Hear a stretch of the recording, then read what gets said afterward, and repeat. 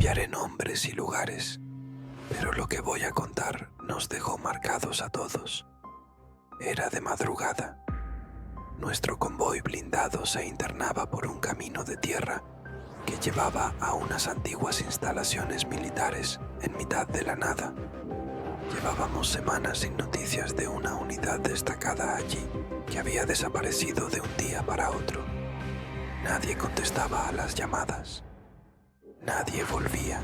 De repente, una noche, saltó en las radios una señal inesperada. Un mensaje entrecortado que no pedía ayuda, no daba coordenadas. Solo repetía una cadena de números, una y otra vez. 5, 8, 2, 4, 7. El mando nos envió a comprobar qué pasaba. Cuando llegamos, la niebla cubría el lugar. Bajamos del vehículo y el silencio era insoportable. Las naves parecían esqueletos de hierro, con puertas abiertas y ventanas reventadas. No quedaba ni rastro de vida. Avanzamos en fila con las linternas apuntando al suelo. Había señales de lucha, muebles volcados, casquillos de bala, manchas oscuras que parecían sangre seca, pero ningún cuerpo. La radio, que yo llevaba colgada, seguía escupiendo el mismo mensaje entre la estática. 5, 8, 2, 4, 7. Al llegar al edificio principal, lo encontramos a oscuras, salvo por algunos aparatos aún encendidos, parpadeando con luces verdes. El eco metálico de la transmisión se escuchaba desde un altavoz. 5, 8, 2, 4, 7. Uno de mis compañeros susurró. ¿Qué coño significa? Nadie respondió. Seguimos registrando hasta que encontramos el laboratorio. La puerta estaba medio arrancada. Dentro olía a productos químicos mezclados con algo mucho peor. Podredumbre. En el suelo había cuerpos. Los restos de la unidad desaparecida. Sus caras estaban congeladas en expresiones de puro terror, como si hubieran visto algo imposible antes de morir. Lo extraño era que no tenían heridas de bala ni de cuchillo, ninguna señal de lucha. En un rincón, entre papeles tirados y material roto, estaba el comandante. Aún sujetaba en su mano un cuaderno. En la primera página se leía, escrito con trazos temblorosos, 5.847, y debajo, una frase: vienen a por nosotros. El frío que nos recorrió en ese momento fue indescriptible. Aquello no era un mensaje de auxilio, era una advertencia. El silencio se volvió más denso. La niebla entraba por las rendijas de la nave. Y entonces lo vimos. Una silueta surgió al fondo del pasillo, alta, oscura, como hecha de la misma niebla. Avanzaba despacio hacia nosotros, sin hacer ruido, sin rasgos. Solo una presencia que helaba la sangre. «¡Nos vamos ya!», gritó el sargento. Salimos corriendo, tropezando con todo. Yo aún llevaba la radio colgada y entre la estática se escuchaba el mismo mensaje, mezclado con nuestra propia respiración agitada.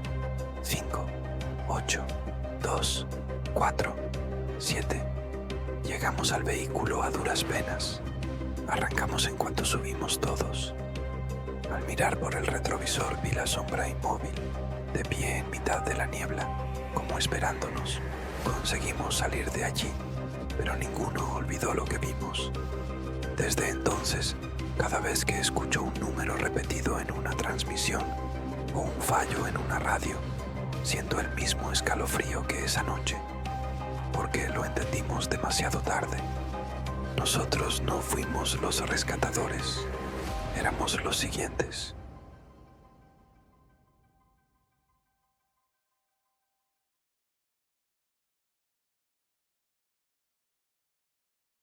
Tenía 22 años cuando ocurrió esto. Acababa de graduarme de la universidad y, mientras buscaba un trabajo estable, me ganaba la vida con pequeños encargos en mi pueblo. Limpiar casas, hacer recados, cuidar niños, cualquier cosa que pagara en efectivo. Un día, una mujer para la que ya había trabajado cuidando a su perro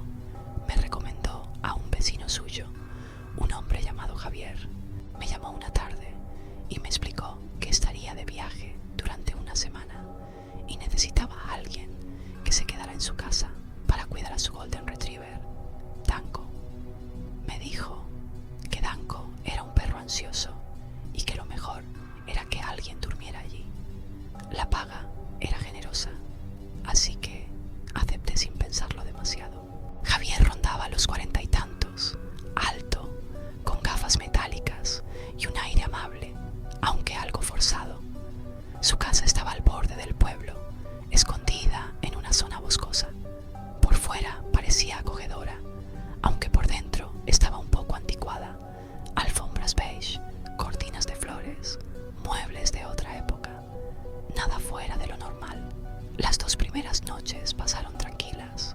Veía la televisión, paseaba a Danko por la noche y después dormíamos juntos en la habitación de invitados. El perro se acurrucaba a los pies de la cama y su respiración era lo único que me acompañaba en aquella casa tan silenciosa. Pero la tercera noche todo cambió. Estaba sentada en la cama mirando el móvil cuando noté algo extraño. Sobre la cómoda, al lado de una lámpara, había un reloj digital. Llamaba la atención porque era demasiado moderno para aquel cuarto que parecía detenido en el año 2000. Negro, de plástico, con una pantalla azul brillante. Al principio no sabía por qué me incomodaba, pero cuando me incliné para mirarlo de cerca, lo vi. Un pequeño orificio perfectamente redondo, justo encima de los números. Al principio pensé que era un sensor, hasta que noté el ángulo. El puntito negro estaba orientado directamente hacia la cama. El estómago se me encogió. Había leído historias sobre cámaras ocultas en relojes, pero jamás había visto una. Lo levanté. Pesaba más de lo esperado, y al acercarlo al oído, escuché un zumbido suave, como el de un ventilador diminuto. Lo giré y miré directamente al agujero, justo cuando Danko, que descansaba junto a la puerta, se levantó gimiendo. Y entonces lo escuché yo también. Un portazo dentro de la casa. No en la entrada, no. En algún lugar más profundo. Sentí que la sangre se me helaba. Javier no debía volver hasta el domingo, y era miércoles por la noche. Me quedé inmóvil, sujetando el reloj en las manos, mientras el corazón me golpeaba el pecho con tanta fuerza que casi dolía. Después, pasos lentos, arrastrados sobre la moqueta del pasillo. Se acercaban.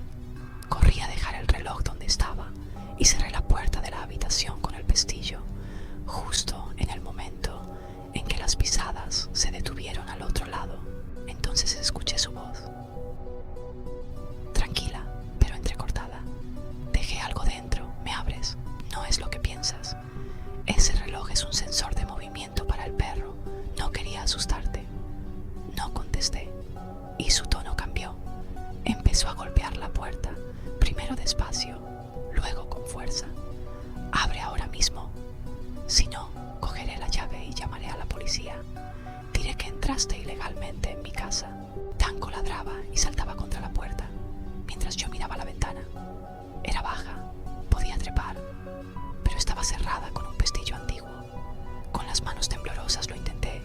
1, 2, 3 veces, hasta que por fin cedió.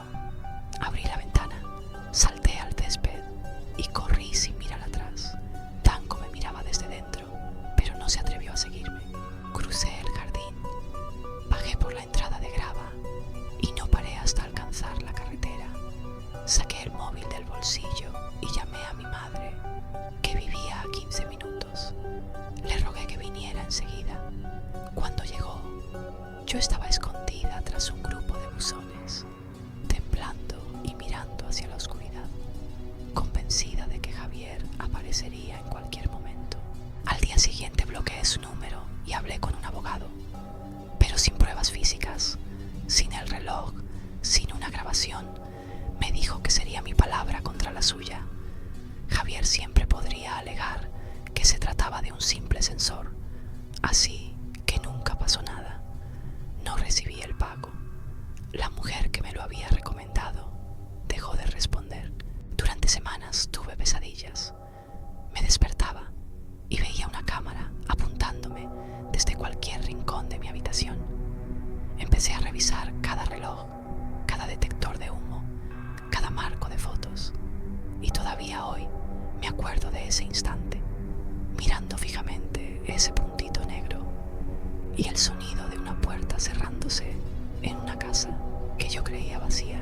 Y lo pienso, estuvo Javier dentro de la casa todo el tiempo, observándome a través de esa cámara.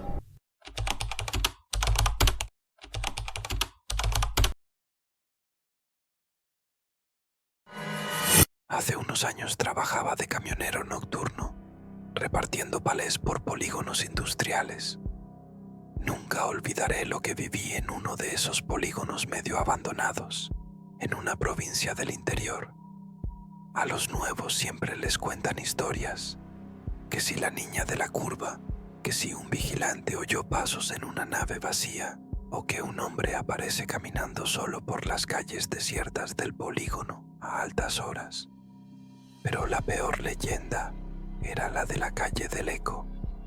Contaban que, hace tiempo, un encargado solía llevarse a su hija pequeña cuando iba a trabajar allí. La cría jugaba alrededor de las naves que todavía estaban sin terminar. Una tarde se subió a una estructura metálica, resbaló y cayó desde lo alto. Murió en el acto. Desde entonces, algunos camioneros aseguraban que en esa calle se escucha un quejido extraño, como de alguien que intenta respirar y no puede. Yo nunca me lo creí, hasta aquella noche. Era mi segunda guardia en esa ruta. Todo empezó torcido. El camión hacía ruidos raros y para entrar al polígono tenía que abrir una valla enorme con candado. No había ni un alma. A las 4 de la mañana tenía que hacer la última vuelta por el fondo del polígono, justo donde estaba la famosa calle. Decidí atajar por allí. Nada más meterme, noté algo raro. El motor sonaba más bajo, la radio parecía apagada y hasta el traqueteo del remolque se fue apagando. El silencio era tan intenso que me puso en tensión y entonces lo escuché. Un gemido largo, como de alguien sufriendo, sonó dentro de la cabina, justo en el asiento del medio. Se me heló la sangre. Apagué la radio, esperando que fuese interferencia. Silencio, y de repente volvió, más claro, un sonido húmedo, agónico, como si alguien intentara respirar a bocanadas. Apreté el volante y seguí despacio. A la izquierda apareció la nave inacabada de la historia de la niña.